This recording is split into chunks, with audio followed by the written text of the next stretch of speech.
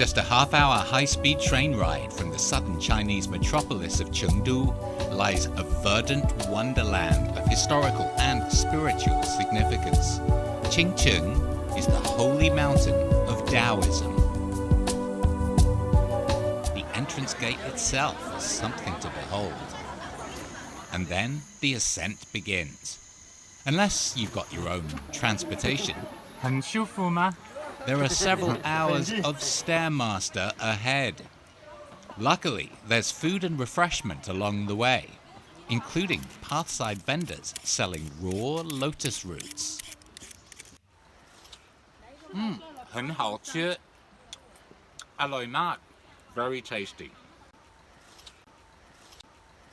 The scenery is stunning, a blend of evergreen and deciduous trees, punctuated by clumps of the ubiquitous bamboo beloved of the local giant pandas.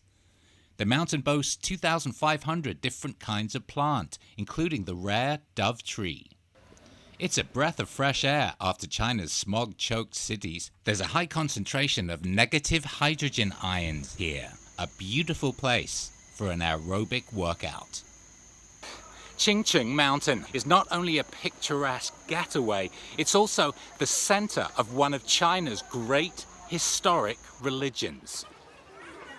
11 Taoist temples grace the mountainside.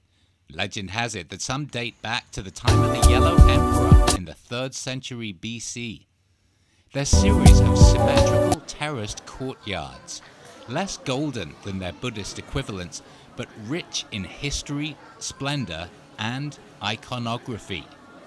There's a particularly popular god in today's China. Many of the thousands of tourists who come here are on a kind of religious pilgrimage. Taoism values simplicity, frugality, humility, and compassion. The idea that man must live in harmony with nature. It's a vital doctrine in a world facing environmental catastrophe. And what better place to contemplate it than here at Qingcheng